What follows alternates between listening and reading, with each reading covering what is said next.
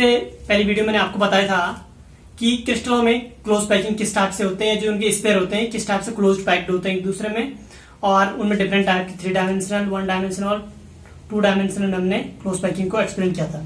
आज की वीडियो में बात करने वाले हैं the relationship between the nearest neighbour and edge length and radius of unit cell. किसी भी यूनिट सेल की जो एज लेंथ होती है, ये नाइबर डिस्टेंस, दो अगल बगल के जो एटम्स होंगे उनके बीच की जो डिस्टेंस है, और रेडियस क्या होती है किसी भी यूनिट सेल की, उनके बीच में हमने रिलेशनशिप आज निकालनी है।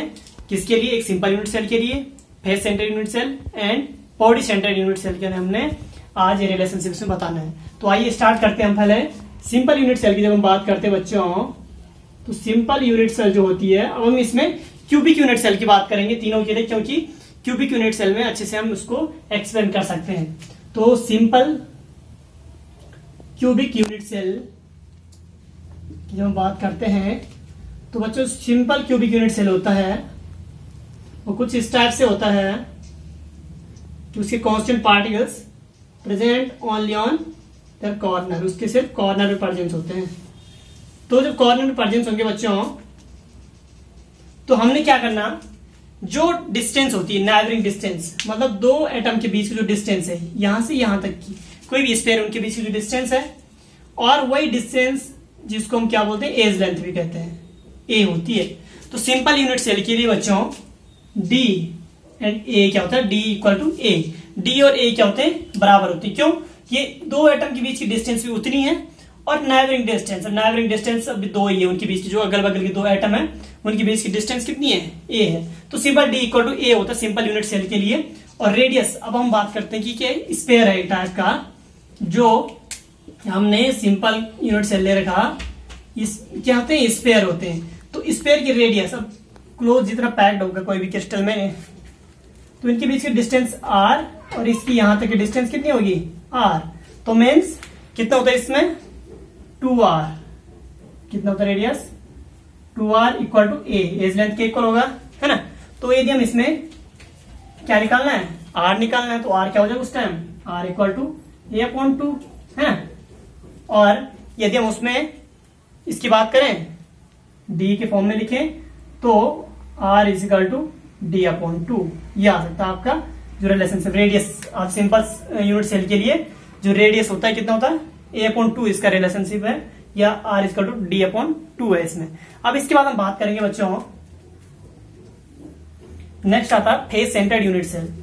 और कौन सा वाला, cubic unit cell. Face centred cubic unit cell, cubic unit cell की हम बात करेंगे इसमें।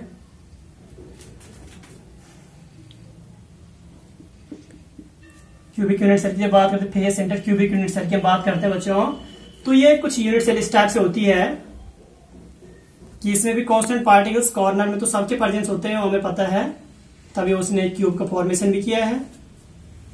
और उसकी क्या होता है किसी भी फेस पे, अब हम पर्टिकुलर एक फेस की बात करेंगे, उसकी फेस में क्या होगा, कांस्टेंट पार्टिकल्स प्रेजेंस होगा। अब किसी भी फेस में देखिए हम, यदि इस फेस की बात करें, तो इस फेस में, इसको मैं थोड़ा इस तरह से अंडरलाइन करूंगा इस फेस को, ताकि हम समझने में थोड़ा इजी लगे। ऊपर वाले फेस की हम बात करें बच्चों, इसमें ये फेस जो हमारा है, ठीक है। अब इसमें क्या है, इनको जो यहां से यहां तक इस तरीके से 3 स्पेयर है, इसमें हम क्या मानते हैं कि स्पेयर एक टाइप गोले हैं, एक है, 2 गोला और 3 स्पेयर। अब इनकी भी जो डिस्टेंस होगी ना, इसकी यहां तक की डिस्टेंस कितनी, r, और ये यहां से यहां तक की रेडियस r, और इस गोले की यहां तक की r, और उसी टाइप से इसकी कितनी होगी r। तो रेडियस कितनी, 4r। अब क्या बच्चों, इसमें हम यदि ऊपर वाले प्लेन की हम बात करें, तो इसमें होगा क्या, a इसको मानते हैं, b, c यहां पे आएगा, और d, ठीक है। तो इसमें अकॉर्डिंग टू पाइथागोरस थ्योरम में क्या कहते थे, एक ट्राइंगल बन रहा है, यहाँ पे ट्राइंगल कहां पे बन रहा है, यदि हम बात करें ए बी सी की हम बात करते हैं बच्चों, इसमें ये वाला यहाँ पे ट्राइंगल बन रहा है ना, ट्राइंगल ए बी सी, यहां से यहां तक की डिस्टेंस, ठीक है। अभी कितना होगा, जितना हमें यहां से यहां तक आने लगेगा टाइम, तो उसकी जो एज लेंथ है, यदि हम उसमें इस तरह से चले, यहां से यहां आने में ए और यहां से यहां तक की, मतलब बी से सी एटम की जो डिस्टेंस है वो भी कितनी है, ये है, इस टाइप से। अब हम बात करते हैं, मैंने कहा था इसमें ट्राइंगल एबीसी के क्या होता है, यहां से यहां आने में जितनी डिस्टेंस है, A C square equal to A B square plus B C square के इक्वल होगा इसमें, ठीक है। तो ए सी स्क्वायर की हम बात करते हैं, तो ए बी कितना था, ए स्क्वायर, और ये भी कितना था, ए स्क्वायर। तो ए सी स्क्वायर कितना आ जाएगा बच्चों हमारा यहाँ पे 2a स्क्वायर के इक्वल आएगा, है ना। और इसको हम इसमें सिंपल फॉर्म में लिखें इसको, तो क्या हो जाएगा, यहां से स्क्वायर हटेगा तो हम इसमें रूट के फॉर्म में लिख सकते हैं इसको, तो रूट के फॉर्म में लिखेंगे रूट 2a, है ना। ए सी क्या था, उसमें जो डिस्टेंस थी यहां से यहां तक की, ए से सी के बीच की, ठीक है। तो अब बात करते हैं हम इसमें d equal to simple unit cell के लिए जो होता है,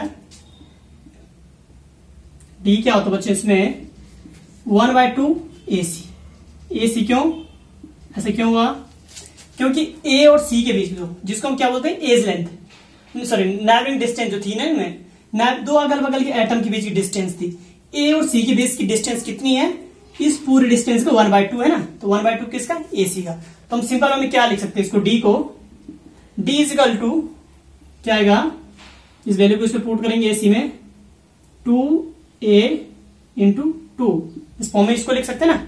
तो अब क्या करना बच्चा हमने, यदि हम इसको √2 से मल्टीप्लाई कर दे, इसको यदि हम √2 से इसको मल्टीप्लाई करेंगे तो होना क्या है, सिर्फ होगा इतना सा, d इजिकल टू 2 इंटू √2, है ना। तो या इसको हम सिंपल, ये जो 2 है ना, किसकी वैल्यू होती है, √2 की वैल्यू, √2 इंटू √2, है ना, √2 इंटू √2 होता ये 2। तो इसमें से इससे कैंसिल हो जाएगा, तब पे डी क्या आएगा, जो न्यूमेरिक डिस्टेंस आती है, d equal to a upon √2। ये क्या निकल गया हमारा,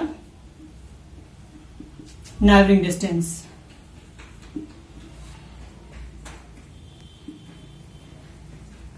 इनमें अगल बगल के एटम के बीच की डिस्टेंस कितनी है, a अपॉन √2। अब बात करते हैं इसमें हमने ए सी का ना, और रेडियस कितनी थी यहाँ पे, यहां से यहां तक r, और जो एटम है तो दोनों तरफ से इसकी रेडियस लेंगे, इस साइड भी r, इधर तो मतलब कितना आएगा 4r स्क्वायर आ जाएगा ना रेडियस।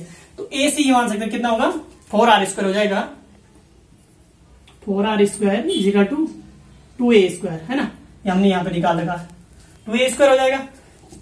अब हम सिंपल वे में इसको क्या लिखेंगे, इसका स्क्वायर 4 का square 16r square 2a square, है ना।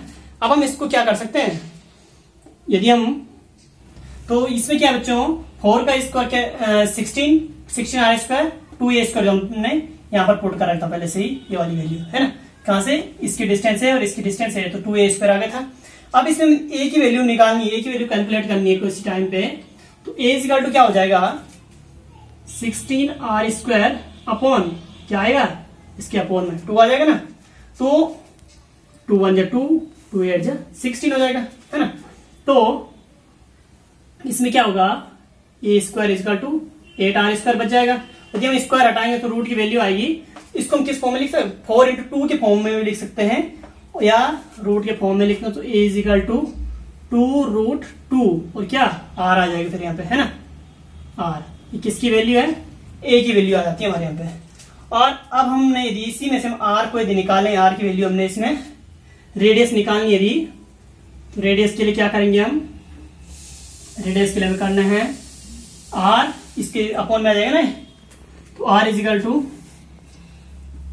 a अपॉन 2√2, ठीक है, 2√2 के फॉर्म लिख सकते हैं। अब हम क्या कर सकते हैं, इसके बोथ साइड में इसको ऊपर भी नीचे भी किससे मल्टीप्लाई करना है, 2 से, यदि हम इसको डिवाइड करें, सॉरी इधर भी और ऊपर भी √2 से, तो √2 से क्या होगा, इसमें क्या होगा 2√2 जो होता है ना, ये होता 2√2, 2 इंटू 2 रूट जो होता है बच्चों, ये होता है 2, और 2 जो कितना हो जाएगा 4। तो हम यहाँ पे ये कर सकते हैं √2a अपॉन 4, ये वैल्यू इसमें r के लिए हम कैलकुलेट कर सकते हैं। या सिंपल वे में आप लिखना चाहें तो सिंपल आप इसको सिंपल ऐसे ही रख सकते हैं, इसको मल्टीप्लाई ना भी करो तो r is equal to a upon 2√2 भी आप इसमें लिख सकते हैं। तो इस तरीके से हमने फेज सेंटर यूनिट सेल के लिए r की वैल्यू a अपॉन √2 और उसमें जो ये क्या है इसका एज लेंथ है ये कितना 2√2 आ रहा है और रेडियस कितनी आएगी, या तो आप इसको ये भी उसकी वैल्यू है r equal to a upon 2√2 या √2 इंटू a अपॉन 4। तो अब तीसरा है बच्चों हम पे body centred unit cell, body centred cubic unit cell की हम बात करते हैं इसमें। तो जो क्यूबिक यूनिट सेल होता है बच्चों कुछ इस टाइप से होता है कि उसमें बॉडी सेंटर जब होता है उसकी बॉडी में भी एक क्या होता है कांस्टेंट पार्टिकल्स परजेंस होता है यहाँ पर। अब यहाँ पर कांस्टेंट पार्टिकल्स परजेंस है इसमें, तो किस टाइप से अटैच है। अब हम क्या बॉडी डायगोनल की जब बात करते हैं हम इसमें तो क्या होगा यहां से यहां तक, और इसका क्या है जो पीछे वाले प्लेन में बॉडी डायगोनल क्या होता है कि यदि इसमें थोड़ा मैंने क्यूबिक साइड से नहीं बनाया यहां तक है ना, इस तरीके से होगा। तो 3 स्पेयर जो है बच्चों इसमें एक स्पेयर हमारा ये है, दूसरा बीच वाला और तीसरा स्पेयर ये है, ठीक है। तो ये अब इसमें हम 2 टाइप के ट्राइंगल बनाएंगे। ट्राइंगल कैसे बनेंगे इसमें, ट्राइंगल को हम इस टाइप से बना सकते हैं A B C and D है ना, 4 है इसमें। अब हमें ए से बी में आने में डिस्टेंस लगेगी ए, या फिर हम यहां से माने यहाँ पे गोला है, इस गोले से यहां आने में सी से ए आने में कितनी डिस्टेंस, एज लेंथ कितनी ए, यहां से यहां आने में भी ए और यहां की भी ए।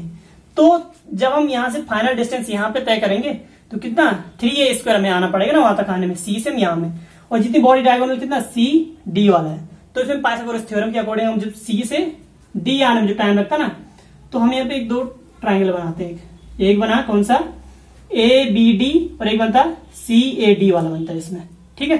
तो अब हम जब पाइथागोरस थ्योरम में देखते थे तो इसके अकॉर्डिंग क्या बोलता है कि हम एक ट्राइंगल की बात करें तो इसमें बनता है ए सी डी वाला देखते हैं हम, ट्राइंगल ए सी डी। तो इसमें क्या होगा सी डी स्क्वायर, हम सी डी कौन सा ले रहे हैं हम, जो बॉडी डायगोनल यहां से यहां तक की distance C D square. C D square आने में कितना टाइम लगा हमें, ए सी स्क्वायर और यहां से A D, A C square plus A D square, A C और ए डी, ठीक है ना।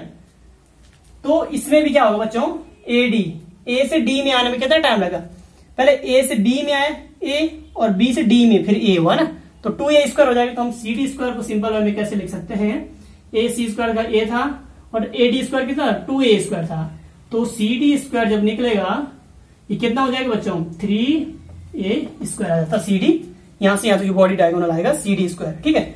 अब हम इसमें डिस्टेंस निकालनी है इसके लिए, जो नाइबरिंग डिस्टेंस किन्हीं एटम के बीच में, तो नाइबरिंग डिस्टेंस यहां से यहां तक की तो कितनी होगी, इस दूरी का 1/2 होगा ना इस डिस्टेंस का।